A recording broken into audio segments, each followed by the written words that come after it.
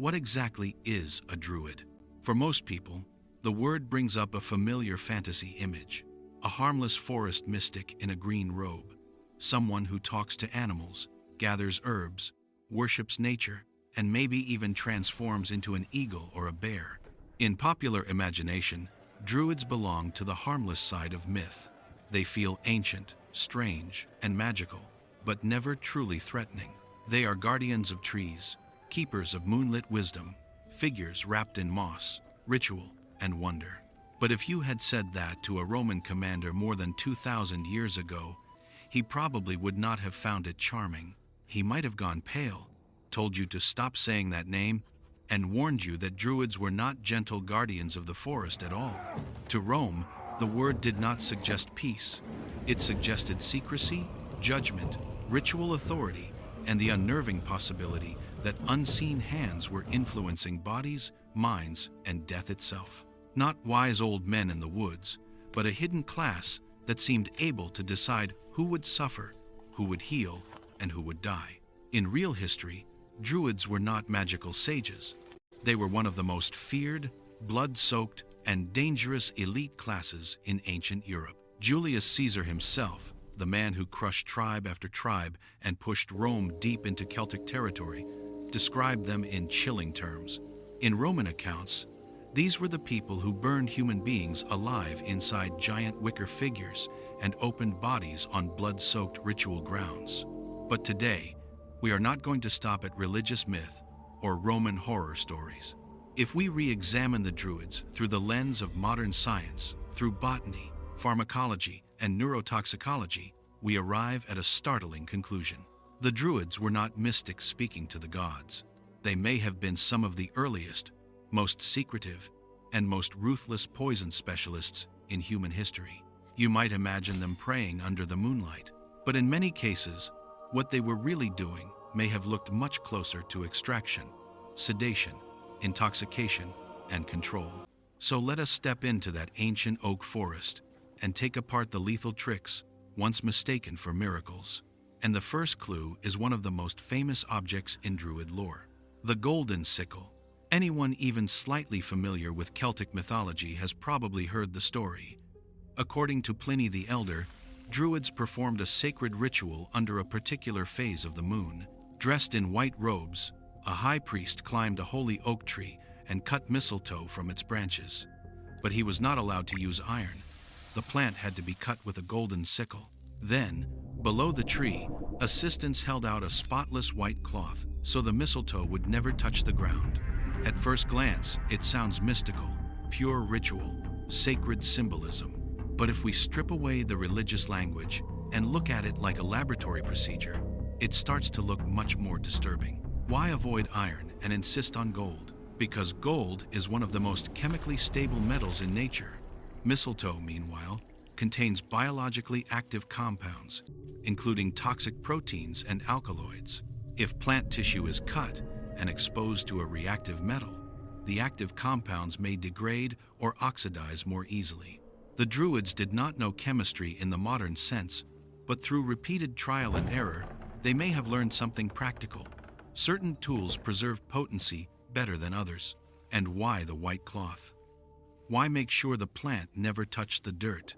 Because soil is full of contaminants, fungi, bacteria, mineral compounds, and organic debris. If the plant was meant to be processed into something concentrated and powerful, contamination mattered. What later generations called sacred purity may have been, in functional terms, a primitive form of controlled collection. In other words, the holy scene under the oak may also have been a carefully managed harvesting process. So, what was all this care for? Pliny claimed mistletoe was used as a sacred remedy, something connected to healing and fertility. But modern pharmacology paints a darker picture.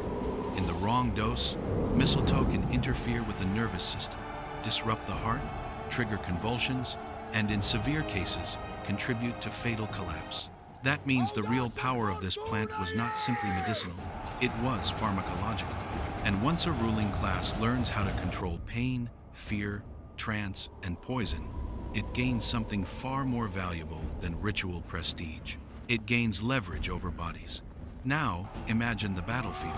In the 1st century BCE, the dominant military machine of the Mediterranean world, the Roman legions pushed into Celtic lands. Their armor was heavy, their formations disciplined, and their battlefield doctrine brutally efficient. And yet Roman soldiers repeatedly described moments of profound shock. Imagine what that looked like from the Roman line. Armored men standing in formation, shields locked, staring into the tree line, only to watch half-naked warriors burst out of the forest like something no longer entirely human. Their skin was marked in blue. Their eyes looked wild. Their faces seemed twisted by frenzy rather than fear. To a Roman soldier trained to read morale, pain, and discipline, this would have felt deeply unnatural. Men were supposed to hesitate when steel came toward them. Men were supposed to break under terror. Men were supposed to fear being cut open. These men did not seem to. Out of the forest came Celtic warriors who looked less like men and more like something dragged out of a nightmare.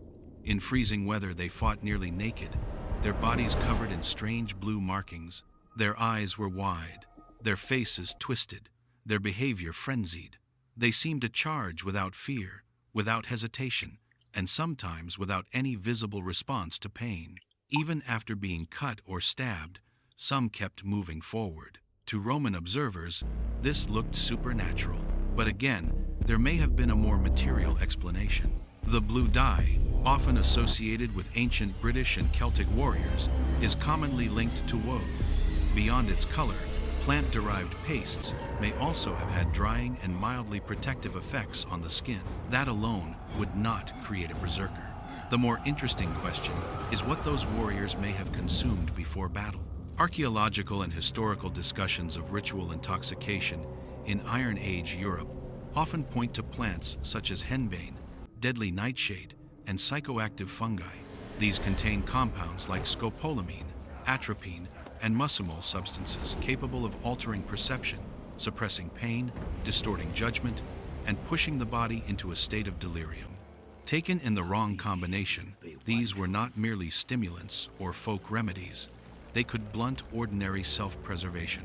They could distort the enemy into something less human, less frightening, or less real. They could make a freezing battlefield feel distant, pain feel muffled, and death feel abstract until it was already too late. That would help explain why Roman accounts so often sound as if they were describing men in the grip of possession. To people watching from the outside, a drugged body can look like a supernatural body. In the right, or rather the wrong combination, these are not medicines. They are neurochemical weapons. A warrior, under their influence, might feel less cold, less pain, less fear. He might see the enemy differently. He might lose normal self-preservation and enter a state that, to outsiders, looks like divine possession. In other words, what terrified the Romans may not have been magic at all. It may have been pharmacologically induced combat frenzy, a chemically altered assault force. But if using toxic plants to turn men into disposable shock troops sounds monstrous enough, the Druids' darkest power may not have appeared on the battlefield. It may have appeared at the altar. Roman writers recorded horrifying sacrificial practices associated with Druids, including the infamous Wicker Man, a giant cage-like human structure made of branches, packed with living victims, and burned as an offering. For centuries, historians argued over how much of this was Roman propaganda, and that skepticism is fair.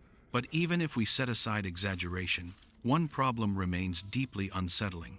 If dozens of living people were truly trapped inside such a structure and set on fire, panic alone should have torn the framework apart. Human beings facing death do not remain calm out of courtesy. Fire is not symbolic to the people inside it. If the flames were real, then the terror would have been real too violent, immediate, and impossible to contain. Bodies would thrash, voices would break. The wooden frame itself should convulse with struggle. So why do some accounts suggest an eerie stillness, a strange lack of struggle, a silence that feels almost impossible? That may be the most sinister detail of all. One possible answer emerged from one of the most famous bog bodies ever found in Britain, Lindoman. When forensic specialists examined the preserved remains, they found evidence not just of violent death, but of ingestion before death. Among the stomach contents and associated residues were plant materials and pollen that raised serious questions about ritual preparation, sedation, and intoxication. This does not prove every Roman story in full, but it does support a chilling possibility. Victims may have been drugged before sacrifice, heavily, enough to sedate muscles, dull awareness, blur resistance, and suppress the final reflexes of panic. In other words, the apparent stillness of ritual victims may not have been faith. It may have been chemistry acting on the body before the flames ever rose. The ritual looked sacred to the crowd because the pharmacology had already done its work. If that is true, then the apparent willingness of sacrificial victims was no miracle of belief. It was chemistry. A carefully staged pharmacological execution disguised as sacred ritual. And that brings us to one of the most important questions of all. If the Druids possessed so much practical knowledge about plants, poisons, altered states, ritual theater, and social control, why did they leave behind so little written science? The answer may be simpler and darker than it sounds. Monopoly. Caesar noted that the Celts were not illiterate. They used writing in trade and everyday affairs, but the Druid class reportedly forbade the writing down of sacred knowledge. If someone wanted to become a Druid, he had to spend years, even decades, memorizing enormous bodies of material orally. This is often presented as tradition or mysticism, but in power terms, it was something else. It was knowledge control. If healing plants, psychoactive compounds, legal formulas, and ritual methods were written down, they could be copied, stolen, shared, decoded. Once ordinary people learned how the so-called miracles worked, miracles would stop looking divine. And once the divine aura disappeared, so did Druid authority. So the safest vault was not stone, it was memory. As long as the knowledge lived only inside the trained minds of a closed elite, the Druids could monopolize medicine, law, ritual, fear, and legitimacy itself. They could condemn someone as cursed, then poison him in the name of purification. They could heal another and appear godlike. They could turn chemistry into theology. But that same monopoly created a fatal weakness, because eventually they faced Rome, and Rome understood systems. If all the knowledge was stored in the heads of a priestly class, then destroying the class meant destroying the knowledge. In 60 CE, the Roman governor Suetonius Paulinus led a military assault on Anglesey, one of the last major strongholds associated with Druid power in Britain. Roman accounts describe black-robed figures, torches, curses, and chaos on the shoreline. But discipline beat terror. The legions advanced, killed the defenders, and then did something even more consequential. They devastated the sacred groves themselves. The oak forests were destroyed. Ritual spaces were smashed. Whatever tools, preparations, vessels, and oral lineages remained were shattered together. And because so much knowledge had never been written down, vast systems of botanical, ritual, toxicological, and astronomical practice may have vanished almost overnight. The Druids had built their authority on secrecy. In the end, that secrecy made them destructible. They used monopoly to rule, and monopoly ensured that once they were physically erased, their world could be erased with them. So today, when modern culture shows us kind-hearted Druids as gentle guardians of nature, it is worth pausing for a moment. Because somewhere behind that fantasy is a much darker historical possibility. A class of specialists who understood plants, fear, pain, ecstasy, and death well enough to turn them into power. History is often harsher than fiction, and far more unsettling. Real magic may never have existed, but information asymmetry, chemical knowledge, ritual theater, and organized social control have always been powerful enough to look like magic to those kept in the dark. That is why the modern Druid fantasy feels so strangely sanitized. What survives in popular culture is the robe, the forest, the moonlight, and the suggestion of ancient wisdom. What often disappears is the harder possibility beneath it. Ritual can be theater, mystery can be technique, and holiness can become a mask worn by systems of control. The most disturbing lesson is not simply that the past was cruel. It is that power becomes strongest when method is disguised as miracle. and when performance is protected by ignorance. And that may be the most disturbing part of the Druid story.